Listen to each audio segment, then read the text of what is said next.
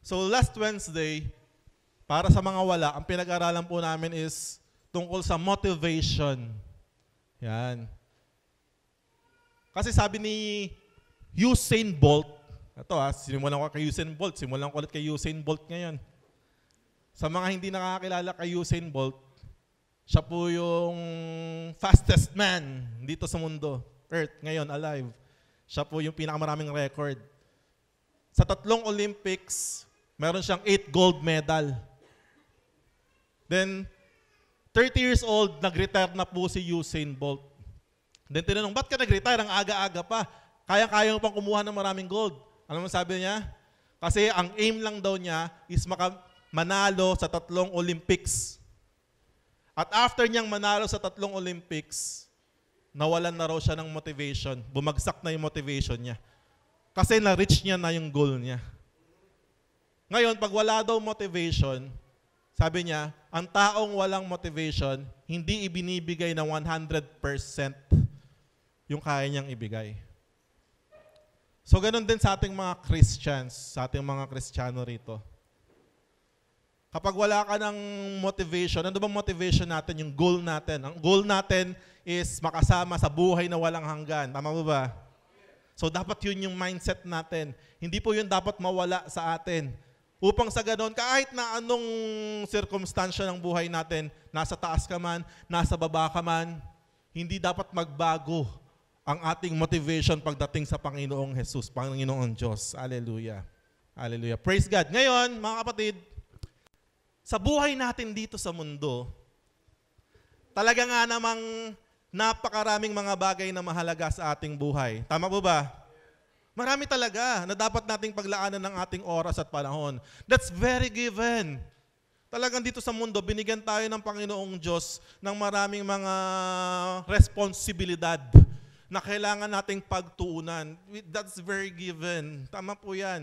Kaya kailangan natin magtrabaho ng gusto, maghanap buhay, magpalaki ng gusto sa ating mga anak, kung ano mga field na nilagay sa atin ng Diyos. Those are responsibilities na pinagkatiwala ng Diyos sa atin. Sabi nga ni Ems nung nag-exert siya ng offering, walang authority na hindi si God na nag-establish. So kung nilagay ka ng Lord dyan, it is because God has a purpose kung bakit ka naandyan. So responsibilities yan, tama yan, mahalaga po yan. Lahat valid. Walang pwedeng magsabi sa iyo na hindi yan mahalaga. Tama po ba? Ay, magagalit ka dyan. Pag sinabi mong, grabe ka naman, eto lang, hindi mo sasabihin sa iyo niyan, wala ka sa posisyon para magsabi niyan dahil wala ka sa lugar ko. Tama po ba? Kaya ganun po talaga. Hindi po natin pwedeng husgahan yung katabi natin kung bakit ikaw hindi ka naging ministry, bakit ikaw laging ganun. Kasi nga may responsibilidad siya eh. Hindi niya valid yan. Wala pong hindi valid na excuse. Eh yung puyat lang eh, valid na yan. Puyat eh. O sige, valid na po lahat yan. Pero ito po, ang question ko sa bawat isa. Lahat po tayo na parito sa simbahan na ito dahil tayo po'y mananampalataya ni Kristo. Tama po ba? Hindi po tayo nandito sa church, di tayo nag-aksaya ng oras para lang mag-bonding tayo, para lang masabi na nagsimba ka, magbawas ng kasalanan. Hindi na po tayo ganon. Dati ganon. Tama po ba? Ngayon, kahit umabagyo, kahit puyat, pumupunta tayo sa church. Why? Because we are Christians. We are citizens of the kingdom of heaven. Amen? Ngayon, yung question ko, bilang isang mananampalataya ni Kristo na kabilang sa kanyang kaharian at umaasang makakasama sa buhay na walang hanggan, tayo yun, kung umaasa ka sa buhay na walang hanggan, ito question ko, magagalit ka ba or ma-offend ka kung sasabihin ko sa iyo na meron pang lalong mahalaga? So ulitin ko hindi ko ini-invalidate yung anumang mga pinagkakabisihan natin or mga mahalagang bagay sa atin. Hindi ko po ini-invalidate. Sabi ko nga, valid po lahat yan. Pero ang tanong ko lang, ma-offend ko ba kung sasabihin ko sa iyo, meron pang lalong mahalaga? So kung naiintindihan mo yun, hindi ko sinasabing hindi mahalaga, meron lang mas mataas na mahalaga. Amen? So okay ba tayo doon? O hindi pa ako nagsisimula sa title ko, galit na kayo sa akin. Hallelujah. Thank you, Lord. Ang title po natin is Ang Lalong Mahalaga. Tayo pong lahat ay yumukot manalangin. Father God in heaven, Lord, we love you. We really love your presence, Panginoon, sa paghihakap niyo po sa amin. na sinasabi na andito ka, kasama ka namin, na hindi mo kami iniiwan, hindi mo kami pinapabayaan. Marami pong salamat for sustaining us the whole week. Salamat sa pag-iingat, salamat sa pagpapala, salamat sa kalakasan. Minsan pa, O Diyos, sa sandaling ito, Lord, dinihiling ko ang iyong pangunguna, ang inyong kalawalhatian na makita ng bawat isa na nandito. Gamitin niyo lamang ako bilang inyong instrumento, Panginoon, upang kausapin yung mga minamahal mong mga anak na nagtitipon sa lugar na ito. Marami pong salamat. Buksan mo ang aming puso at ang aming isipan sa pagpasok ng iyong salita. Marami pong salamat sa iyong papuri at pagsamba sa pangalan ni Jesus at ang lahat ay magsabi ng Amen. Palakpakan mo natin si Lord sa mga ready makinig ng word. Thank you, God. Thank you, Lord. Maganda po ito na minsan nire-remind tayo ni Lord. So napansin natin parang ilang weeks na ganun yung takbo eh. Sabihin ko po sa inyo, hindi po namin sinasadya, hindi po kami nag-uusap-usap. Na ito sa buwan na to, i-rebuke natin sila. Ito sa buwan na to, i-correct natin sila. Wala pong ganun. We rely, we pray. Ako talaga, pag nagpe-prepare ng preaching, may isang gabi na hindi ako pinapatulog ni Lord. And nagbibigay ng verse, mga ganyan, mga insights. So ang verse natin, 5 verse lang po. Okay ba yun? Galing dun sa preaching ng Wednesday. So, Filipos 3:7-11. 7-11, napakadaling alalahanin. Ngunit dahil kay Kristo, ang mga bagay na pinapahalagahan ko noon ay itinuring kong walang kabuluhan ngayon. Oo, itinuturing kong walang kabuluhan ng lahat ng bagay bilang kapalit ng lalong mahalaga. Ang pagkakakilala kay Kristo Jesus na aking Panginoon. Ang lahat ng bagay ay pinalagay kong walang kabuluhan at itunuring kong basura, makamtan ko lamang si Kristo. At tanging hararin ko ngayon ay lubusang makilala si Kristo, maranasan ang kapangyarihan ng kanyang muling pagkabuhay, makibahagi sa kanyang mga paghihirap at maging katulad niya sa kanyang kamatayan. Umaasang ako man ay muling bubuhayin mula sa kamatayan. So yan po ang pag-aaralan natin. Part 1. 5 part po ito. Part 1. Sa verse 7 sabi, ngunit dahil kay Kristo, ang mga bagay na pinapahalagahan ko noon ay itinuring kong walang kabuluhan ngayon. So una, dahil kay Kristo. Church, nakikinig po ba tayo? Sino po si Kristo para sa'yo? Can you evaluate yourself? Kasi maaaring kilala natin si Kristo pare-parehas, pero iba-iba tayo ng level ng pagkakakilala sa Kanya. Maaaring kilala lang natin si Kristo bilang isang nakapako doon sa krus na binibisita natin dati tuwing birthday natin, tuwing may patay, tuwing Pasko. Maaaring kilala natin si Kristo bilang nakilala natin Kristo, pero sino ba si Kristo para sa'yo? Pwede nyo bang sagutin yan sa sarili nyo? Sino talaga si Kristo para sa'yo? Ano ang pinaniniwalaan mo tungkol sa Kanya? So for me, tulad ng sabi ni Pedro, nung tinanong ng Panginoong Jesus, sino ba ako sa'yo? Tinanong niya yun eh. Ano sabi ni Pedro? You are the Christ, the Son of the living God. Si Jesus daw po ay ang Kristo. Ang Kristo, ibig sabihin, siya po yung Messiah, the Anointed One, ang ipinadala ng Diyos para bayaran ng ating mga kasalanan. Si Kristo daw po yun. Son of the living God. So ano pa yung mga pinaniniwalaan mo kay Jesus? Gaano ba kahalaga si Kristo para sa'yo?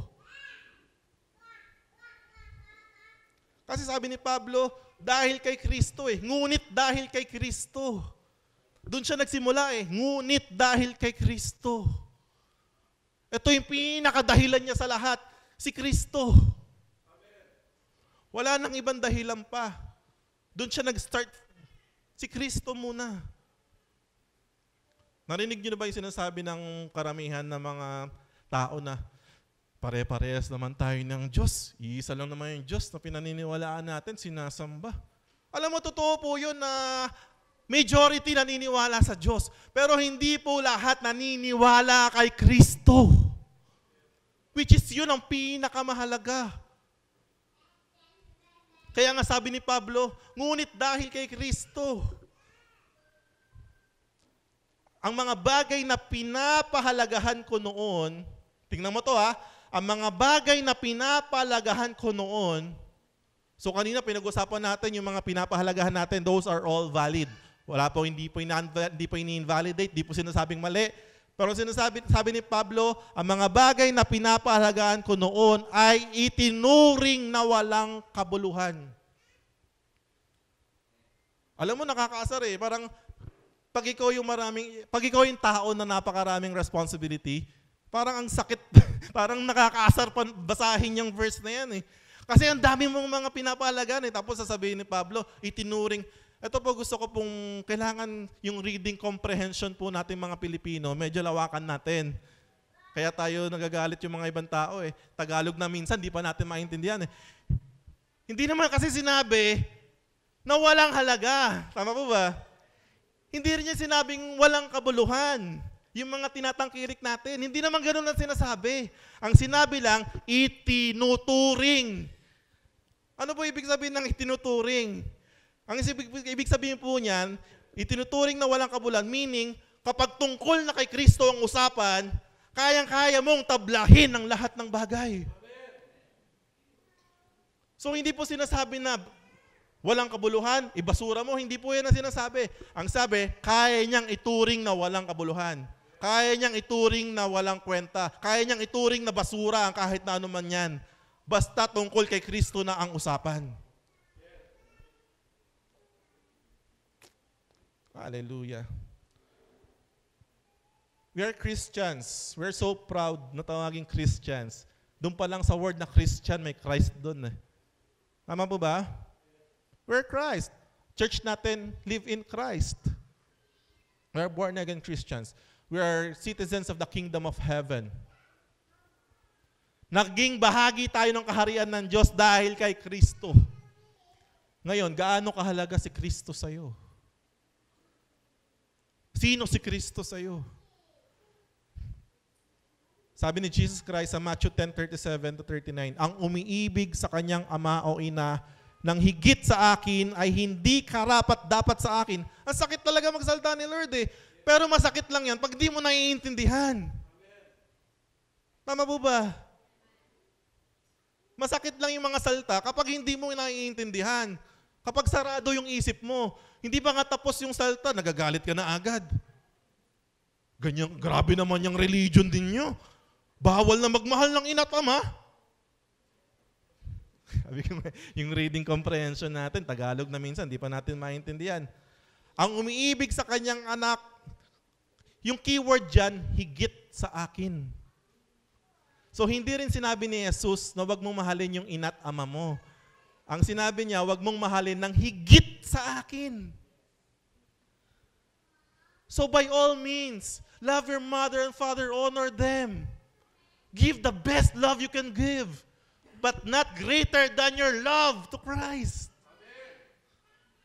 Ganon din sa mga anak. Ang example last week, si Isaac. Grabe po yun. Bigyan ko kayo ng extra revelation doon. Nung pagkasabi ni Lord na dalhin mo ang iyong nag-iisang anak, sa totoo lang, 2 anak niya eh. Pero nung sinabi ng God, dalhin mo ang iyong nag-iisang anak, tapos nung naglalakad na sila, pinabuhat sa kanya yung mga kahoy. Alam niyo kung saan? Sa Mount Moriah. Doon po ipinako si Jesus. Pero nung sasaksakin na niya, may pumigil. Why? This is actually a demonstration of our Father God kung gaano niya tayo kamahal. Buti pa kay Abraham may pumigil. Pero this Father God that we have, walang pumigil sa kanya nung isinakripisyo niya ang kanyang anak. The same scenario. Jesus carrying the cross, the wooden cross, across Mount Moriah. Hallelujah. Kaya God will provide. Our Father God provides a salvation for us. Kaya nga sinasabi ni Jesus, kung hindi mo ako kayang mahalin ng higit sa kahit na anuman, hindi ka karapat-dapat sa akin. Huwag kayong magalit sa akin, ano lang ako speaker. Ang hindi nagpapasan ng kanyang krus at hindi sumusunod sa akin ay hindi karapat-dapat sa akin. Ang hard mo naman, Jesus. Ito na naman tayo. Hindi po hard si Lord. Sweet siya eh. Siguro siya na yung pinaka-sweet and pinaka-clingy sa lahat. Kasi mahal na mahal ka niya eh. Gusto lang niya na talagang siya yung mahal mo. Why? Hindi na naman gusto ni Jesus na siya yung number 1 mo para lang magsabi na siya yung number 1 mo. No. Gusto ni Jesus na siya yung number 1 sa buhay mo dahil alam ni Jesus na pag siya yung number 1 sa buhay mo, all these things shall be added unto you. Every blessings in life flow from Jesus. Protection, everything that we need. Kaya niya gusto ni Jesus yan kasi mahal ka niya. Ang nagsisikap magligtas ng kanyang buhay ay mawawalan nito. Ngunit ang mawalan ng kanyang buhay alang-alang sa akin ay magkakamit nito. Hallelujah. Pag pinipilit mo na isalba yung sarili mo, sa sarili mong kaparaanan, lalo kang mawawalan. Lalo kang nag-i-struggle. Lalo kang napapagod. Pero kapag inaalay mo yung buhay mo, kala mo talo ka na kasi nawalan ka, nagsakripisyo ka para sa Kanya. Sabi, iyon din yung mga magkakaroon nito. Oh, hallelujah. Nagtanong yung mga disciples eh. Buti na lang may mga disciples na katulad natin eh. Na yung same ng wavelength, kasing wavelength natin yung mga disciples. Tama? Hindi natin matarok yung isip ni Lord eh. Sabi ng disipulo, Panginoon, kawawa naman kami, iniwan namin yung magulang namin, bahay namin, mga kamag-anak namin, mga kapatid namin. Paano naman kami? Ano sabi ng Panginoong Jesus? Those who left their fathers, mothers, brothers, sisters, houses will not fail to receive 100 times as much in this current life. And then eternal life. Anong sinasabi ni Jesus? Kung kaya mo magsakripisyo para sa Kanya, kaya niyang ibalik ng 100-folds lahat ng sinasakripisyo mo sa Kanya. Hallelujah. Hindi ka talo kapag inuna mo siya. Hindi ka talo kapag nagsakripisyo ka sa Kanya. Sa umpisa, mukha lang talo. Pero ang totoo, talagang panalo. Pastor August, hanggang ngayon hindi ka namin nakakalimutan. Oh, hallelujah. Yung mga kasabay namin dati, mga naalala yun. Thank you, Lord. Are you ready for part 2? Oh, part 2 na. Para lang tayong nanonood ng sequel, di ba? Part 2. Oo! Itinuturing kong walang kabuluhan ang lahat ng bagay. Kaya ako pinart to kasi mga kapatid, mapapansin yung intensity ni Pablo. Kung paano yung naging intensity, paano niya in-intensify yung pagiging baliw niya kay Jesus. Nung una, tinuring niyang kabuluhan. Tapos, part 2, oo, itinuturing kong walang kabuluhan ang lahat ng bagay. Bilang kapalit ng lalong mahalaga ang pagkakakilala kay Kristo Jesus na aking Panginoon. Ang lahat ng bagay ay ipinilagay kong walang kabuluhan. Ulit ko ipinilagay, itinuturing. Ipinilagay, itinuturing. Ipinilagay kong walang kabuluhan at itinuring kong basura. Makamtan ko lamang si Kristo. Hallelujah. Meaning to say, itinuturing mong worthless, itinuturing mong walang kabuluhan, walang saysay, kalugihan sa ibang version. Why? Kasi may kapalit na lalong mahalaga. Hindi po angat si Pablo. Hindi po siya stupido, hindi po siya mangmang. Si Pablo po ay Pariseo. Ang taas ng pinag-aralan. Hindi po yan tataya sa talo. Tama ba? Ay, nako. Hindi po yan yung kung sino-sino lang na parang nautusan lang ng nanay maging pastol. Hindi po ganun. Ang taas po ng pinag-aralan niyang Pablo na yan. Pero sinasabi niya, I consider it loss. Everything I consider it loss. Kapalit ng lalong mahalaga. Ay, hallelujah. Naalala niyo yung parable ng hidden treasure? Sabi meron daw isang tao na nakahukay ng kayamanan sa isang bundok. Question, pag ikaw ay nakahukay ng kayamanan sa bundok, unang-una mong gagawin, iuuwi yung kayamanan, tuwan-tuwa, ibebenta. Hindi raw ganun. Ang ginawa raw ng matalinong tao, nung natagpuan niya yung kayamanan, ibinaon niya ulit. Ibinaon ulit, tinakpan. Umuwi sa bahay, ibinenta ang lahat ng kanyang ari-arian. As binili yung bundok. Why? Mali mo ba kung marami pang kayamanan sa paligid ng bundok na yon? Oh, hallelujah. Eh, yun daw po yung parable of the kingdom of God. Ang tao na nakatagpo sa Panginoong Jesus, kaya niyang ipagpalit ang lahat ng bagay sa lalong mahalaga. Oh, hallelujah. Mas mahalaga pa sa kayamanan dito sa mundo. Tandaan niyo yan, mga kapatid ko. Greater than the riches of this world. Greater than the sound of my friends' voices. Mas mahalaga pa sa lahat ng personal na desires and ambition mo. Pastor, ito yung ano naman, ayoko ng ganyan, ha?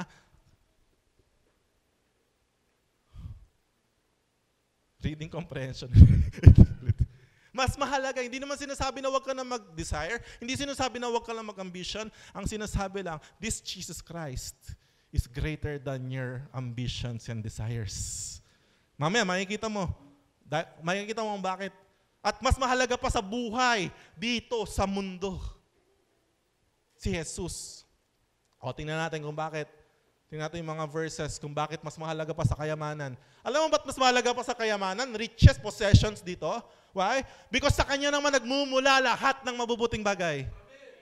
All the blessings life sa kay God nagmula. May verse ba tayo dyan? May verse tayo dyan. Sabi sa 1 Corinthians 3:21, therefore, let no one boast in men, for all things are yours. Wala tayong pwedeng ipagmalaki dito na posesyon na meron tayo. Lahat yan ipinagkatiwala ng Diyos sa atin. Hindi mo pwede sabihin, hindi kasi matalino kasi ako, madiskarte ako, talagang backer, marami akong backer, kaya ganito yung tayo ko. So, hindi po totoo yan! Kung talino lang ang laban sa buhay, edi sana lahat ng graduate na sa mga Harvard na ganyan, sa mga Ateneo na matataas yung pinag-aralan, edi sana lahat magaganda buhay. Hindi po ganun. Sana yung mga hindi nag-aaral, mga konti lang walang mga umaasenso. Si Manny Pacquiao hanggang ngayon, bilyonaryo. Hallelujah. Pag ginusto ng God na pagpalain ka, walang makakapigil sa Kanya. Nasaan ka man. Whatever ng katayo mo man, kung ano mang posisyon mo sa buhay, natapos mo. Ano pa? Sabi sa Psalms 103 verse 5, who satisfies your desires with good things. Oh, hallelujah! This God that we worship here satisfy you with good things. Ano na satisfy? Your desires. So that your youth is renewed like the eagles. Anong sabi sa Psalm 37:4? Delight yourself unto the Lord, and He will give you the desires of your heart. Not just desires. So by all means, magkaroon ka ng mga desires. Marami yun. Mag-desire, by all means. Pero siguraduhin mo, hindi yun dun sa desire ang hahabulin mo. Ano rin kailangan gawin? Delight yourself unto the Lord. Sa Tagalog, kay Yahweh mo hanapin ang iyong kaligayahan. At ang nasa ng iyong puso ay iyong makakamtan. Hallelujah. Grabe si Lord magmahal, no? Kaya worth it Mas mahalaga talaga siya. Pilitin mo. Sige, pilitin mo. Pilitin mong habulin yung desire mo. Matanda ka na, hindi mo pa naabutan. Maabutan mo man, pagkaabot mo, finish line ka na din pala. Tandaan mo to, ang buhay ay di karera. Totoo. Ay, nako. Di ba sabi sa verse 39 kanina, yung binasa natin, ang nagsisikap magligtas ng kanyang buhay ay mawawalan nito. So what are you pursuing in life? What are you pursuing in life? What is your ultimate life goal? Ngunit ang mawala ng kanyang buhay alang-alang sa akin ay magkakamit nito.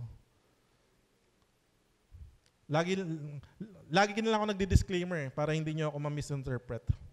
Hindi naman sinasabi na wag na kayo magtrabaho lahat, mag full-time kayo lahat sa church.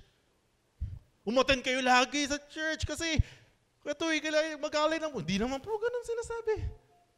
You can be working and still si Jesus ang buhay mo. Kaya lang, sino ba yung nagkwento nun? Si Ems. Pinromote siya ng Lord ngayon, may grupo siya. Araw-araw, nag-cell group sila. So God can put you into a position wherein you can use your power and authority na binigay to extend His kingdom. To show the world that you are a son or a daughter of God. Pwede yun. Use your influence. As a student, imbis na ikaw yung numero 1 na nagyayaya ng kabalastugan, mag-cutting, mag-inuman after, ikaw yung numero 1 na mag-share ng words sa kanila. It's about time. I thank you, God. Ang pagkakakilala kay Kristo na aking Panginoon. Sabi ni Pablo yan, ano daw yung mas mahalaga? To know Christ, our Lord. Knock-knock question, mga kapatid ko. Are you contented na sa pagkakakilala mo kay Kristo kung sino siya ngayon? Kontento ka na ba sa nalalaman mo tungkol kay Kristo? Kung ang nalalaman mo lang sa Kanya, anak ng Diyos, tumigil ka na doon, ano na? You should not stop knowing Him. Hello, ang nagkikwento po rito, nagkikwento na no? Ang nagkikwento po rito si Pablo. Ang level ng kanyang pagiging Christian, mataas pa sa Hokage. Siguro sa panahon natin ngayon, mataas pa sa bishop, kung ano pang mas mataas sa bishop. Apostle, taas pa kay Kibs.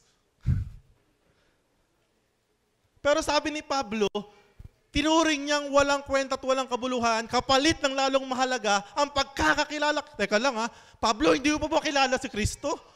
Nagpakita pa nga si Kristo sa'yo, di ba? Dinala ka pa nga ni Kristo sa ikatlong langit. Tapos hanggang ngayon, hindi mo pa siya kilala. Hindi po yan ang sinasabi ni Pablo. Ang sinasabi lang ni Pablo, marami pa akong pwedeng makilala sa Kanya. Sabi nga sa kanta ni Darling Check ano yun? I have spent my life to know, but I'm far from close. To know you are the greatest of our God. Basta ganyan, may ganyang kanta. Tingnan natin ano pong mas mahalaga? You all know this story. Pagdating ni Jesus sa Bethany, sa Betanya, pumunta siya sa bahay ni Maria at ni Marta. Sundan natin istorya. Lucas 10:39 hanggang 42. Si Marta ay may kapatid na ang pangalan ay Maria. Naupo si Maria sa paanan ng Panginoon at nakinig sa itinuturo niya. Pero si Marta ay abalang-abala sa paghahanda niya. Kaya lumapit siya kay Jesus at sinabi, Panginoon, bali wala po ba sa inyo na lang kaupo lang dyan ng kapatid ko? At hinahayaang ako ang gumawa ng lahat. Sabihin niyo naman sa kanya na tulungan niya ako. Mind you, the reason of Martha is valid. Valid po yun. May bisita ka May bisita ka natural, pagsilbihan mo. At hindi lang basta yung bisita mo. Grabe, popular person, yung bisita mo. Hindi pwedeng basta-basta yung bahay mo nun kung may alam mo na, tama ba talaga naman, mahaligaga ka talaga. So valid talaga. Pero sinagot siya ng Panginoon. John Lloyd. Ang sweet ni Jesus Talagang dinodoble niya yung pangalan. Martha, Martha, hindi ka mapalagay at abalang-abala ka sa maraming bagay. Ang dami mong gustong gawin sa buhay, kapatid. Ngunit isang bagay lang ang kailangan. At ito ang pinili na Maria. Mas mabuti ito at walang makakakuha nito sa Kanya. Hallelujah. So ulitin ko ulit yung disclaimer ko, paulit-ulit ko sinabi. Hindi naman sinabi ni Jesus na mali yung ginagawa mo, Martha, wag mo na magsilbihan, ganyan-ganyan. Ang sinasabi lang niya, mas mahalaga yung ginagawa ni Maria sa sandaling ito. Makamtan ko lamang si Kristo. Grabe naman. Baliw na baliw to si Pablo kay Jesus. Sabi niya, Tinuring kong walang kabuluhan ng lahat, makilala ko lang si Kristo, makamtan ko lamang si Kristo. Teka lang, Pablo, wala pa ba si Kristo sa'yo? Meron na. Sa Kanya na. Pero he's still desiring for more of Jesus. Mahirap kasi, sabi ko nga, yung isang motivation killer nung Wednesday is familiarity. Pag naging familiar ka na lang sa ginagawa mo, akala mo ginagawa mo pa out of love. Yung pala out of familiarity na lang. Yung pala ginagawa mo lang out of religious activity na lang. Yung pala hindi mo na to ginagawa dahil mahal mo ang Diyos, ginagawa mo na to dahil mahal mo yung sarili mo. Kasi kailangan ko magsimba para maging okay ako. Kailangan ko magsimba kasi Christian ako. Nagiging papunta na sa'yo yung sentro, hindi na papunta sa Kanya. But this Paul, grabe si Paul. I want more of you, Lord. I want more of you, God. Kaya nga, mga minamahal, tingnan mo to sabi ni Pedro naman, si paring Pedro ni Pablo, kaya nga minamahal kong mga kapatid kay Kristo, tayo, kinakausap niya, pagsikapan ninyong mapatunayan na mga tinawag nga kayo at pinili ng Diyos. Make your calling and your election sure. Wag po tayong masyadong mayabang na, hindi, sure ako, ligtas ako, kahit anong gawin ko, mahal ako ng Diyos. Sabi po sa 1 Corinthians 10:12, wag akalain nino man na siya'y nakatayo na at baka siya naman yung sunod na mabuwal.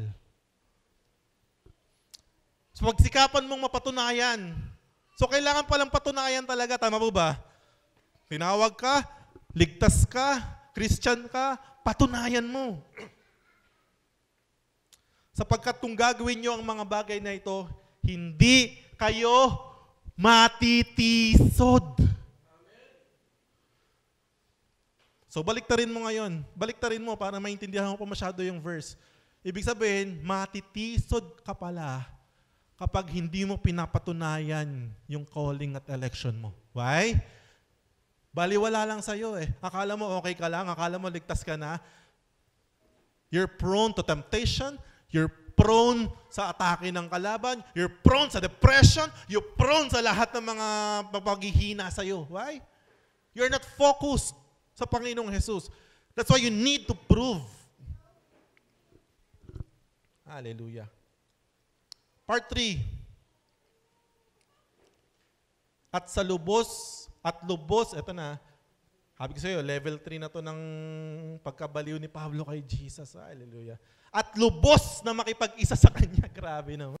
Ano ibig sabihin ng lubos? Totally. Mag-merge 100%. Anong, pag pinaghalo mo yung blue at red, anong kakalabasan? Purple, violet. Tama? Ang violet po ba, pag tinignan mo ba yan, ay red yan, ay blue yan? Hindi. Ang tingin mo dyan, violet na yan. Tama po ba? Hallelujah. Nag-isa na. Nag-mix na. Meaning to say, you cannot identify which is which. Isa na. Oh, hallelujah. Purihin na Panginoon Diyos. Ang aking pagiging matuwid ay hindi sa pamamagitan ng pagsunod sa kautusan, kundi sa panananalig kay Kristo. Ang pagiging matuwid ko ngayon ay buhat sa Diyos sa pamamagitan ng pananampalataya. Ito ang dahilan at paraan para talagang maging isa tayo kay Kristo. You believe by faith na pinatawad ka niya sa iyong kasalanan, that in the eyes of God, you are righteous 100%. You are washed as white as snow by the blood of Jesus. Nagiging isa kayo ni Jesus. Lubos na makipag-isa sa Kanya. Mga kapatid, hindi parte lang ng buhay. Nung tinanggap mo ba si Jesus, tinatanggap kita Jesus bilang parte ng aking buhay at tagapagligtas. Ay, ayun ba pinag-pray natin? A part of our life. Panginoon, tinatanggap kita para tuwing pag-uwi ko galing sa work, Panginoon kita. Lord, I will give you 4 hours of my life every day. Okay na yun, Lord, ha? Ganun po ba yung pagtanggap natin kay Lord? No. Hindi parte lang ng buhay, kundi buong buhay dapat umiikot sa Kanya at sa Kanyang kalooban. Hey, Kung sinasabi mo na nakipag-isa ka kay Jesus, dapat kalooban na ni Jesus ang nasusunod sa buhay mo. Kaya nga sabi ni Pablo sa Galatia, namatay akong kasama ni Kristo sa krus. Wow, grabe naman, total denial na ng sarili yun. I was crucified with Christ. Hindi na ako ang nabubuhay sa aking sarili, kundi si Kristo na. Kaya ba natin sabihin yan na I no longer live, but Christ lives in me? Si Kristo na ang nabubuhay sa atin. Ipinapamuhay ko ang buhay kong ito sa pamamagitan ng pananampalataya sa anak ng Diyos. Ito pala, kapag lubusan ka nakipag-isa kay Kristo, you are living your life here on earth by faith to the Son of God, anak ng Diyos na nagmahal sa akin at nag-alay ng buhay niya para sa akin. Hallelujah, purihin ang Panginoon Diyos. You live a life every day knowing that you are forgiven by Christ, by God through Christ. Living a life every day na yung faith mo na andun. Faith mo kay Jesus Christ. You're living a life every day. Ay, nako. Kaya bang maniwala na lahat ng aspeto ng buhay mo, pangangailangan at problema mo, pwede mong solusyonan by living by faith kay Jesus? Amen. Pinansyal, spiritual, pagkain man yan, pera man yan, kagalingan man yan, kayang-kaya yan if you have faith through Jesus. Kaya nga kilalanin mo pa ng gusto si Jesus. Naging matuwid dahil sa pananalig kay Kristo. Church, walang pwede magmayabang sa atin dito na mas onti lang kasalanan ko, mas marami kasalanan mo. Lahat po tayo pinatawad. Alam mo, malapit, ito yung natanggap natin kay Jesus eh. Pinatawad, pinalaya, pinagpala. Oh, hallelujah. Meron po akong preaching yan, isang buong preaching. Pinatawad, pinalaya, pinagpala.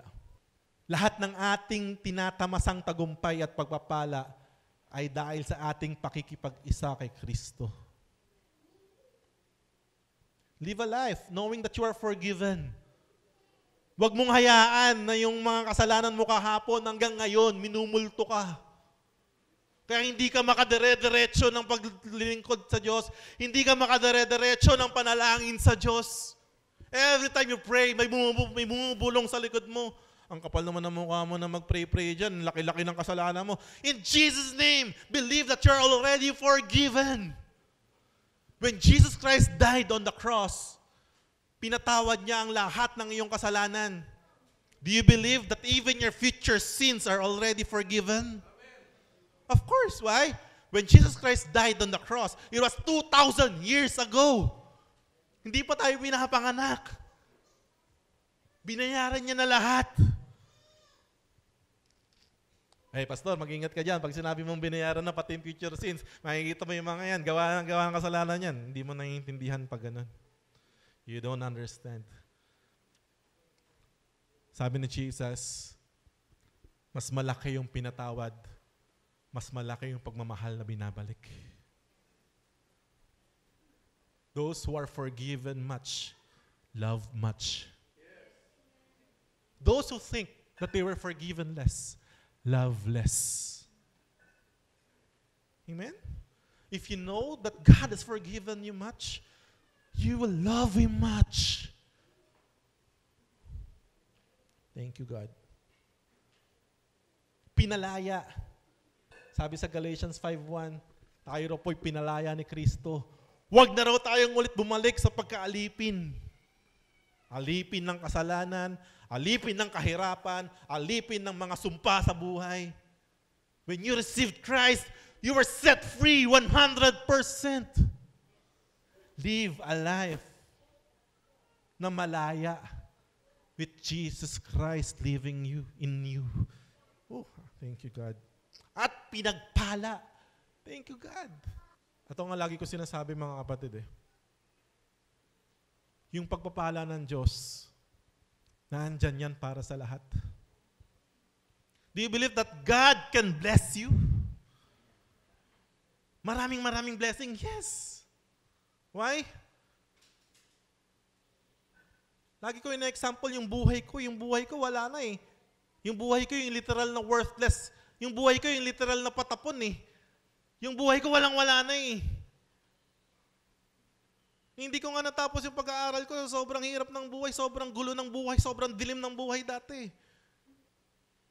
Tinanggap ko na nga lang sa buhay ko na ito na yung buhay ko siguro. Mamatay ako maaga, good. I accepted that. But when Jesus Christ found me, pinatunayan niya na walang basura sa Kanya. Pinatunayan niya na walang worthless sa Kanya. Everything in His hand, nagiging magandang possession. And in my life, since 22 years old ako, hanggang ngayon, 23 na ako. The whole 1 year of my Christianity, pinatunayan ng Diyos.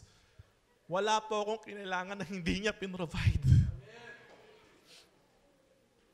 In His time, may timing lang talagang God. Hallelujah.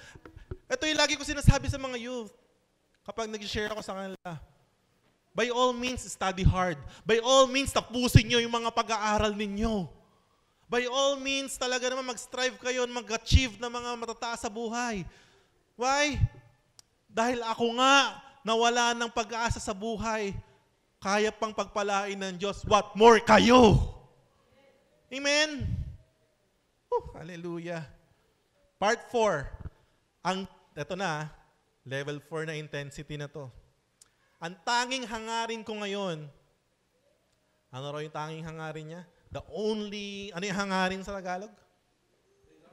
Desire. English pala, ano yung hangarin sa English? Desire? Life goal, ito na yung objective niya, ito na yung gusto niya mangyari. Ang tanging hangarin ko ngayon ay lubusang makilala si Kristo. Grabe. So, ito kaya kasi sinasabi ko sa iyo eh, meron ka pang pwedeng makilala kay Kristo. As you go deeper, you will realize na ang dami pa pala. Hanggang sa pagbabalik ni Jesus, meron ka pang bagong makikilala sa Kanya. Kaya naman kapatid, huwag kang makontento na onti lang yung alam mo kay Jesus. Marami kang pwede makilala sa Kanya. Marami, napakarami.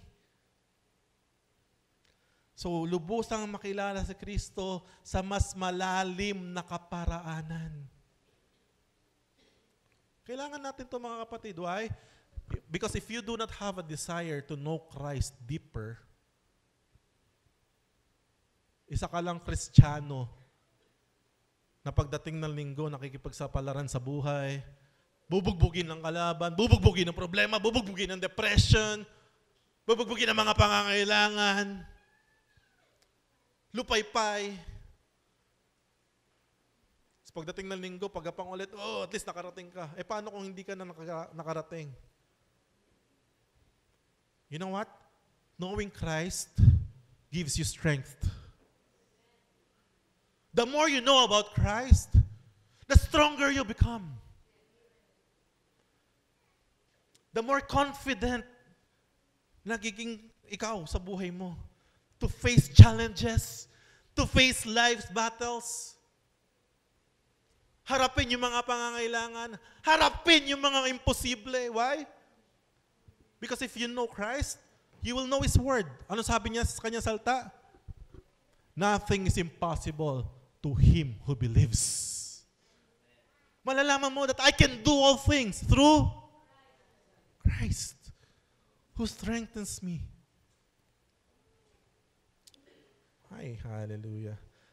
Sa mas malalim na kaparaanan, tingnan mo to si Paul, ibang level na yung pagkakakilala, yung gusto niya makilala kay Lord Tayo, tayo ang mga gusto, andito pa tayo sa level na ang mga makikilala natin kay Lord is God will provide, nothing is impossible.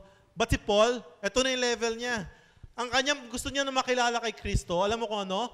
Kapangyarihan ng kanyang muling pagkabuhay. ibang level na yung gustong matutunan ni Pablo tungkol kay Kristo. The power of His resurrection. Church, alam niyo ba, ito, bigyan ko kayo ng onting segue. Nung namatay si Kristo, after 3 days, ano nangyari? Muling nabuhay. Alam niyo po ba nung muling nabuhay si Kristo, graves were opened. Hindi lang si Kristo yung nabuhay. Nung nabuhay si Kristo, mga 40 plus pa yung ibang nabuhay na mga bangkay. Nasa Bible yun. Ganon ka makapangyarihan, maraming nadamay nung nabuhay si Kristo. Nagkataon lang, si Kristo lang yung hindi na namatay ulit. Siyempre yung mga yun, eventually, nagkamatayan ulit. But there's power in the resurrection of Jesus Christ. You should know that. Ayun yung gusto makilala ni Pablo ng lubusan pa. I want to experience the power of His resurrection. Nabalitaan ni Pablo yun eh. Nung nabuhay si Kristo, ang daming mga sumabay na nabuhay. There's power. Sabi ko nga, lagi ko sinashare sa inyo eh. Yung pinakamahirap, yung pinakamalaking pag-exert ng Diyos ng effort or ng power, alam niyo kung saan? When He rose Jesus from the dead. Doon siya nag-exert ng pinakamalaking power. Hindi nung nilikha niya yung buong universe. Nung binuhay niya si Kristo. Alam mo, sabi sa salita ng Diyos, the same power na bumuhay kay Kristo is the same power that lives in you. Ayan yung gustong matutunan ni Pablo. Ayan yung gusto pa niyang makilala. The same power that God exerted when He raised Christ from the dead is the same power that is living in us. Kaya gustong makilala pa ni Pablo. There's power living inside you. Through knowing Christ. Deeper and deeper. Ano pa? Ito ayaw natin to. Pero gusto ni Pablo.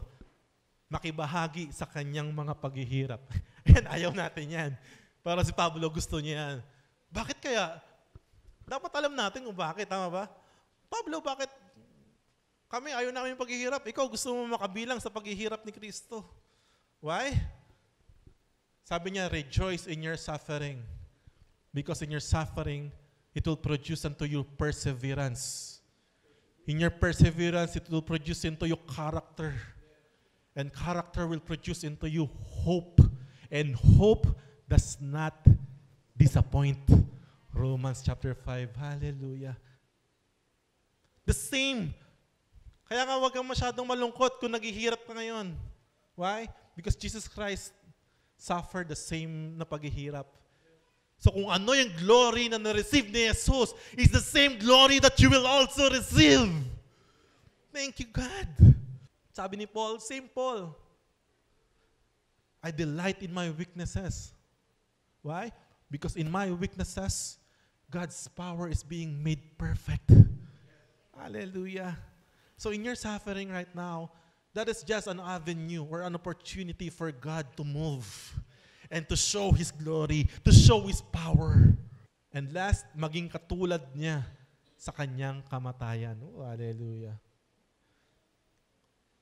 Grabe na yung level 4 ni Pablo. Papunta na doon, Lord, for me, to live is Christ and to die is gain. If this is the last night with you, basta kasama kita, Jesus, okay lang. Mamatay ako, matagpuan ako, nakasama pa rin kita, okay. Blameless, spotless, ready, Lord. Oh, hallelujah. Why? Kasi kung paanong namatay si Kristo. Part 5 and conclusion. Umaasang ako man ay muling bubuhayin mula sa kamatayan. Palakpakan natin si Lord. Thank you, God! Death no longer scares us. Oh, death, where is your victory? Oh, death, where is your sting? Tinapos na ng Panginoong Jesus ang takot sa kamatayan. Why? As Christians, hindi na po tayo namamatay. Oh, hindi, Pastor, kamamatay lang ni Gierole. As Christians, hindi pa na po tayo namamatay. Because when we hininga ang ating huling hininga, sabi doon, we're just sleeping. Sleeping. So alam nyo na, nagtaka na ba kayo anong pakiramdam ng patay? At yun po yung pakiramdam ng patay. Naramdaman natin lahat yun kagabi. When we all sleep. It's the same feeling. Pag namatay ka, para ka lang natutulog. Kita mo, pag pagod na pagod ka, pagtulog mo, gulat ka tanghali na yung gising mo. Yung oras na lumipas na yun, ilang oras yun. Alam mo ba kung ano nangyari sa mga panahon na yun? Wala kang kamalay-malay nun. The same thing. Pag binigay na natin ang huling hininga natin dito, same ang pakiramdam mo. Hindi mo alam, 2,000 years na pala lumipas. Hindi mo alam, 100 years na, 30 years na lumipas. Why? The next time you will open up your eyes, you will see the glory of our Lord Jesus Christ. Hallelujah! The same! Pastor, sure ka ba? Sure yan. Nasa verse po yun. Sabi, babalik ang Panginoong Jesus kasama ang laksa-laksang anghel. At sa tunog ng huling trompeta, bubuhayin daw po ang lahat. Gigisingin yung mga tulog. Mga nag-aantay sa Kanya, magigising sabay-sabay. Huwag ka matakot. Dahil tayo raw na buhay na nadatnan ay sabay-sabay na kukuhanin sa halapaap. Hallelujah! This is our confidence in this life. Whew. Kaya naman kung ano man yung mga frustrations mo dito, mga hindi mo na abot dito, mga possession na hindi mo nakuha, mga aspiration na hindi mo naabot, it doesn't matter pagdating sa dulo. Why? Lahat naman yan maglalaho. Pero yung bibigay sa atin ni God, eternal. Oh, hallelujah. But I will give you palakasin ko rin loob mo. Hanggat hindi ka pa namamatay and you're living in Christ, ay naku.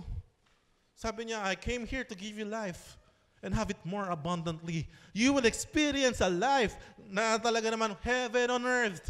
Your will be done here on earth as is in heaven. Oh, hallelujah. Purihin ang Panginoon Diyos. So, I hope mga kapatid, medyo nagkaroon tayo ng onting encouragement sa puso. Nagkaroon tayo ng desire to know Christ more, to know Christ deeper. Ito lang yung gusto kong iwanan sa'yo. Huwag kang masyado makontento kung ano nang alam mo kay Kristo. Marami ka pang malalaman. Marami ka pang matutunan na mas ikalalakas mo, na magagamit mo sa iyong kung saan ka mang lupalop, endeavor mo sa buhay, tinatangkilik mo sa buhay. Nawa, may prayer to everyone, including myself. Dumating po tayo sa punto ng buhay natin na pwede nating sabihin na tinuturing kong walang halaga. Ito man, ako man yung maging pinaka-successful na tao dito sa mundo, tinuturing ko pa rin tong walang halaga para sa iyo, Kristo. Ako man yung maging pinakamayaman tao dito sa mundo, I can consider this loss for you, Jesus. Hallelujah. Let's bow our head. Father God in heaven, Panginoon, marami pong salamat sa iyong dakilang pagmamahal. Salamat, Panginoon, sa pagbubukas ng aming puso at isipan sa iyong paalala na kailangan naming makilala ng lubusan ng Panginoong Jesus. Dahil ito ang lalo't higit na mahalaga dito sa mundong ito. Lord, I pray to everyone na nakapakinig ng iyong salita. Lord, kayo pong humipo sa mga puso. Palambutin mo yung mga pusong matitigas, Panginoon. Holy Spirit, move in us. Kumilos ka sa aming kalagitnaan, sa aking mga kapatid, Panginoon. Kayo lagi magpaalala sa amin ng mga salita na aming narinig. Sa mga pagkakataon na kami nahihirapan, sa mga pagkakataon na kami namumroblema, Panginoon, brought up these words na nanggaling sa Panginoong Jesus na magbibigay ng kalakasan sa bawat isa. Thank you, God. Nawa kami pong lahat ay lumakad na lubusang nakipag-isa sa iyo, Panginoong Jesus. Marami pong salamat. We love you so much, Lord. Kayo maluwalhati. Sa iyo pong lahat ng papuri sa pangalan ni Jesus. And everyone say, Amen. Palakpakan pa na si Lord. To God be the glory po.